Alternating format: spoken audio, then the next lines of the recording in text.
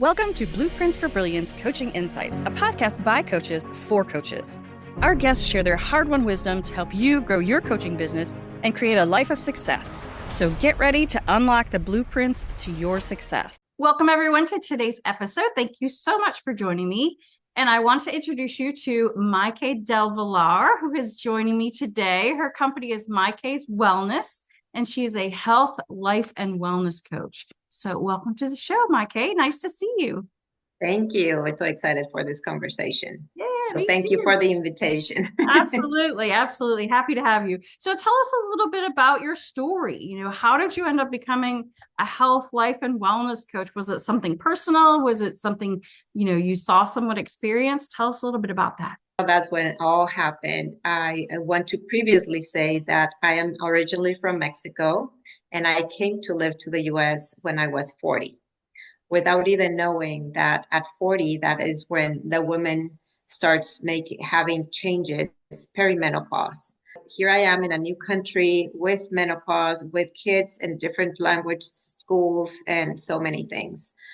I started feeling like I was tired. I was not feeling like myself. I needed to take naps. And what's happening to me? It's like my husband would say, well, just take naps. It's like, no, that's not like me. But that was right at 40. I also lost some hearing, and my vision was not working well anymore. So I had to have contacts. I had to have hearing operation. All this in the first year of me coming to the US.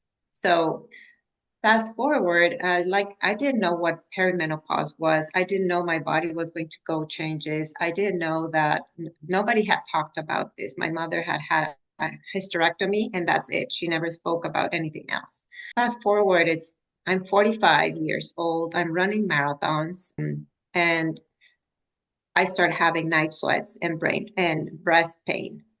And what is this? I don't want to have breast cancer. What is happening? So I got connected with a friend. I said, I'm always holistic, treat everything holistically before I would do homeopathy in Mexico for my children. But here, what can I do? I don't want medications or anything. So I went into essential oils, and that helped me. My night sweats went away. My breast pain went away. Holy smokes, if this is going to help me so fast, I'm going to help other women do the same. So I started building a little business to the wellness part, right?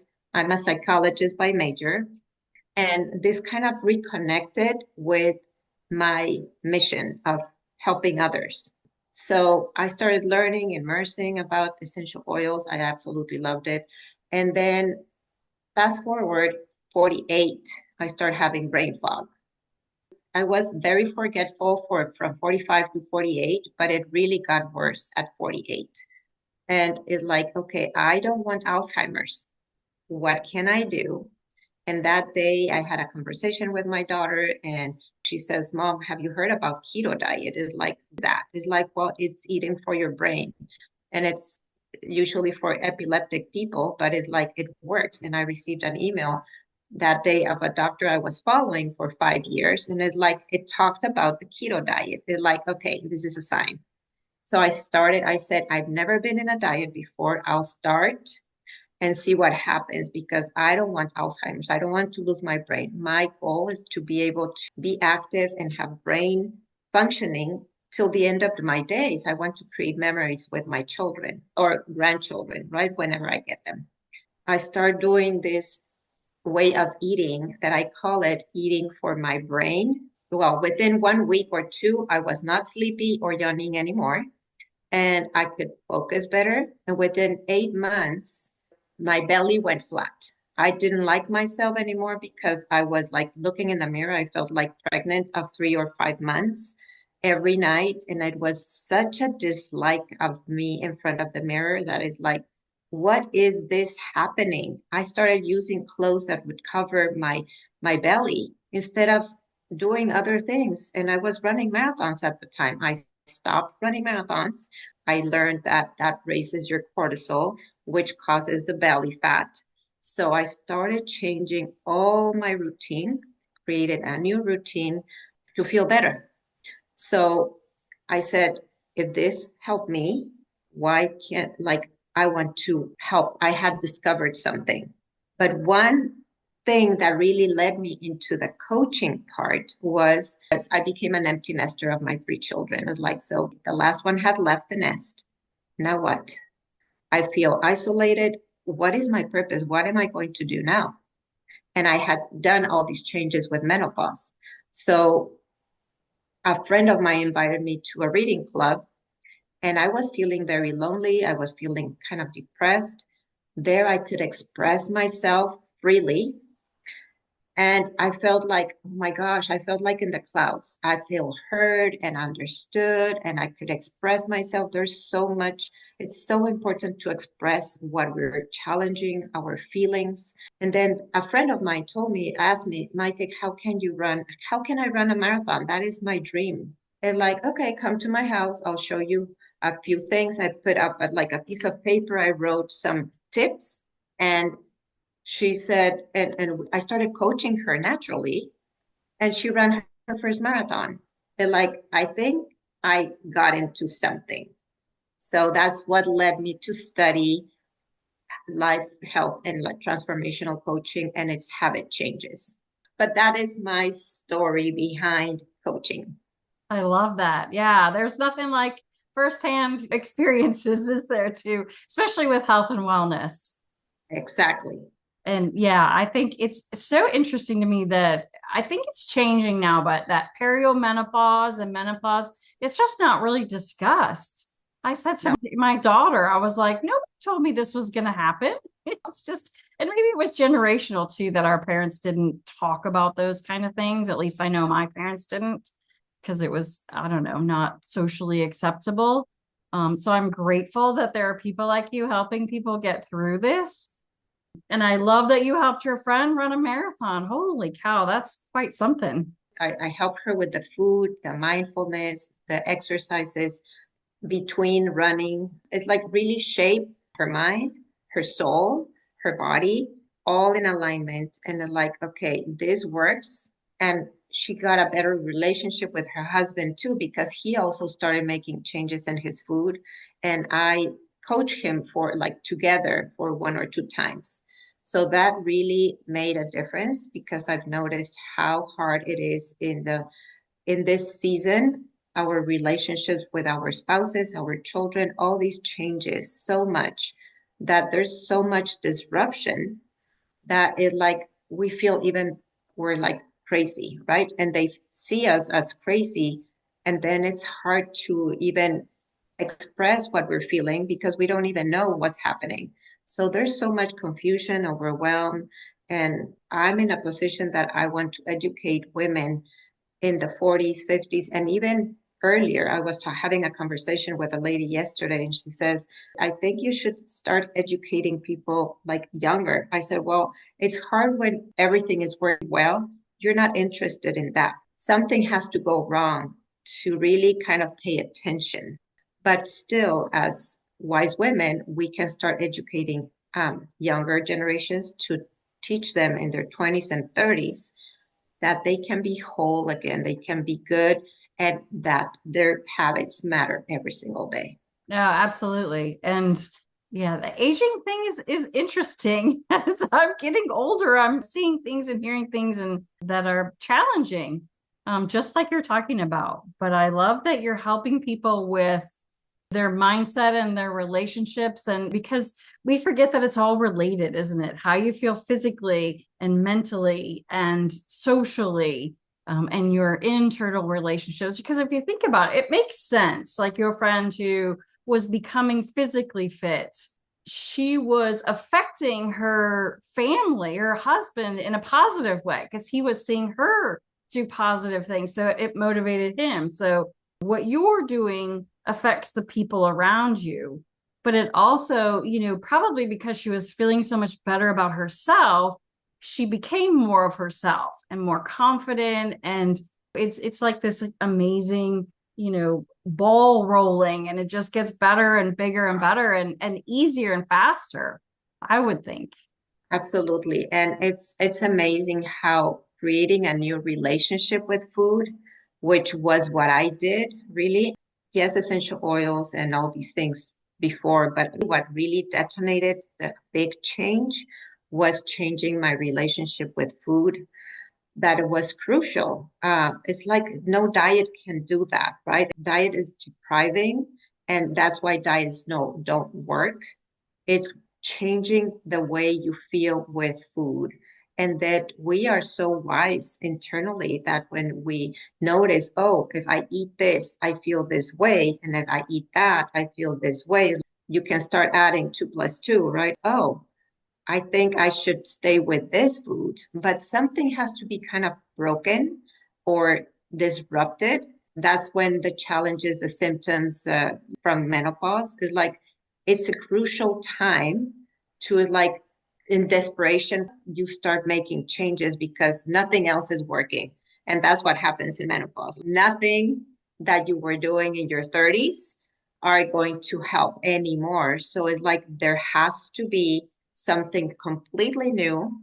And that is so hard because even taking the first step, right, into booking a call, into having the conversation, and to knowing who to ask the right questions, because the doctors don't have all the questions.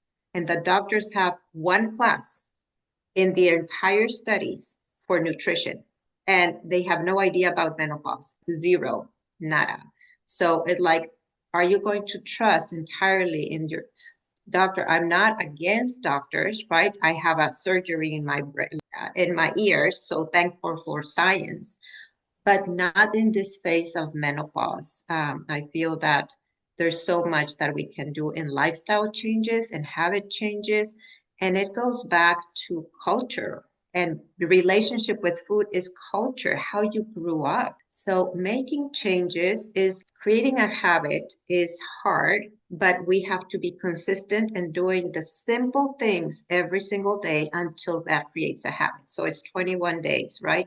And what we're doing is changing, creating new highways in your brain. And that requires first you have to discover what path you're going to go and then start doing the path again and again and again until it becomes that habit and overlaps the bad habit or the old habit. It's outdated. I like to say that our brain is like software, like hardware and software, right? It needs different food. It needs different movements. It needs different fuel as also thoughts to create, to upgrade and up level that software and hardware. That's all it is. And that's what I do in coaching is like, let's see through conversation, what is happening in your world. This is a space where women feel safe, seen, heard, and understood, like I felt in my reading club, right? And that is the space to allow for change to happen. Not in a stressful situation, not with your spouse, not with your family, because it's chaotic all around in this season. So it has to get out of the system with someone totally neutral that has no attachment to your emotions or to your past life so that you can feel like clients say whenever they have that initial conversation, that discovery call that I call, I already feel better. Thank you. Because they feel like they can loosen their grip, even their shoulders relax, their breathing, their expression, right? They come like that with fear is like, what is this going to be about? And then they feel relaxed and they start smiling. And that for me is like, okay, if that conversation alone made a change, I am served. And if I can serve you further, then that is a win, right? But that initial conversation is crucial because anybody that goes into coaching or therapy, they have to feel confident and comfortable with the other person. And that's how you decide if that both ways, right? A coach also needs to feel comfortable with that conversation and the other way around. And that is when you know that that is the right person for you. I love that. Yeah. And I think, you're talking about opening up and speaking how you've been feeling. And I think sometimes we forget it has to come out. You've got to share it with someone. And recognize what it is. Because I think that's what happens too, is we're on autopilot. Go, go, go, go, go, go. But sometimes you've got to wait, hang on a minute. Am I eating this because I'm hungry? Am I eating this because I want something to make me feel better? You have to stop and recognize what's going on in your brain and your body. And I feel like that's part of the relationship with food. Would you agree? Absolutely. You just said the magic words, right? The feeling and awareness. That is huge. In order to make any change, you first have to become aware of what's happening, that something is not working the same way anymore. That is the first step into changing the relationship with food, right? Being aware. But in order to do that, we have to pause. So menopause has the word pause in it. And like you said, we are on robotic, right? On an autopilot. So if we're in autopilot, then that is not going to lead to any changes. We need to pause, reflect, contemplate, and that requires time. And people these days, in this day and age, everything is fast food, is drive-through, is instant gratification. So we don't have time for that. But that not having or make, nobody's going to give you the time. You have to make the time, even to set the conversation, to set the initial call. You have to make the time to create a morning routine. You have to make it happen, because if you don't, it's just going to be ripple, and then it will really lead to Alzheimer's, dementia, cancer, which I don't wish that to anybody. My goal and mission is to anybody that come across me, they will feel so good and the relationship will improve so much, that the relationship that they had for years with their parents that was bad, or with their spouse, or the connection they have with their children, it's amazing, because they start seeing those changes within 2 weeks, just because they start recognizing themselves, seeing themselves, hearing themselves, feeling themselves. And when you feel that, it's like a little bit of self-love, which we are lacking so much. And that's why the body is screaming. So I like to say that pain is a redirection. So pain is like a little child screaming at you because you didn't take a chance or didn't stop to see the yielding, right? When the yellow light was starting to turn on. Now it's on red, so it's almost making you stop. And now it's like, now I'm open to something. We don't want to wait for that moment, but if you're there, then I can help. But it's better kind of to recognizing those actions before. Yeah. So if this is so great. If someone feels like that, they're on that hamster wheel, that they know they've got bad habits, because it's hard to do those little changes every day, because you think, well, that's not going to make a difference. So I remember seeing, and even in business, I remember there was a gentleman I was listening to, and he said, do the boring stuff. Just do it because it helps. But what I was going to ask you is, so if somebody is recognizing what you're talking about, what we're talking about in themselves, what tip would you give them to just get like that first step, just get started on the path? So I feel that the first thing is awareness, and to listen to your body, right? Is the most important, because the brain likes to feel safe. So that's why the brain is always looking for the same old, same old. And whatever change is going to say, no, no, no, that is too scary. Don't do it, because it likes to be safe. So we're looking for another safety, but that's why even the first call or the first action is feels like threatening. That's why we're on freeze, flight, or fight.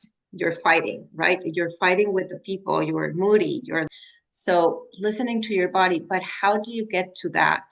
I like to say, like, my first action step with all my clients, and even in the first call, I say, just drink water and notice how you feel, right? That is the first step. Drink water before anything else. Drink water and notice your skin, notice how you feel. And I had a client that did not drink water because she didn't want to go pee every single time in the office. She was working and she had to not be getting up so far. So it took her 3 months to start drinking more water. After the first week of drinking water, I'm extending my answer, but after the first week of drinking water, the next session, she came to me and I said, your skin looks different. She said, well, I finally took action in the one action that you told me to do and drink more water. And that her whole skin looked better just by that action. So that's why it's not complicated. Is the boring thing is no the thing that we know to do, but nobody's reminding us. So that is what coaching is all about, is like having that the system, the right accountability, and the right support that makes it change. I love that. And just a little tip for those listening, if you like apps like playing on your phone, there's actually an app that there's a bunch of them that you can get where you can track your water intake. And some of them are really cute. They fill up a water bottle when you click on it. So if that kind of thing is something that gives you just a little bit of joy, then you could kind of make it a little bit fun in that way. And I love that you touched the word joy, because in menopause, we already forgot to have joy. And like the first question that somebody asked me when I was starting my coaching career, like, what do you want? What brings you joy?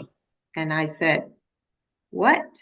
It really, I had to dig deep into figuring that out. And that is exactly what happens in perimenopause. We first were studying, right? Then we building a career, then you're starting a family, now you're wearing all the hats, you become all these things.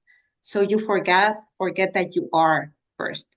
And then you are like whatever you put after, right? I'm all these hats, but where are you really? You're lost and you forgot what brings you joy. So when you do one thing that brings you joy, it kind of starts rippling. I've been missing out on all these things. Right. You start to remember, oh, yeah, that's what joy was. That's what laughter was. I really like that. So, Maikee, this has been so great, so informative and inspirational. So, how would you like people to reach out to you if they're saying, I think she's the one that I need to speak to because I'm feeling all the feels and I want to get out of it and feel better? And actually, that is my coaching program, is for the better feeling woman, right? Is like I have my website that is Maike's Wellness. It's Maike apostrophe S Wellness. And I have various ways I can help people, but I love them to book that initial call. That is the Magical Menopause Makeover. And it's like a coffee chat. It's just like a conversation that we're having here, very natural. And it's just a space where I get to know you and then you get to know me. We will discover what is really the main cause of your issues.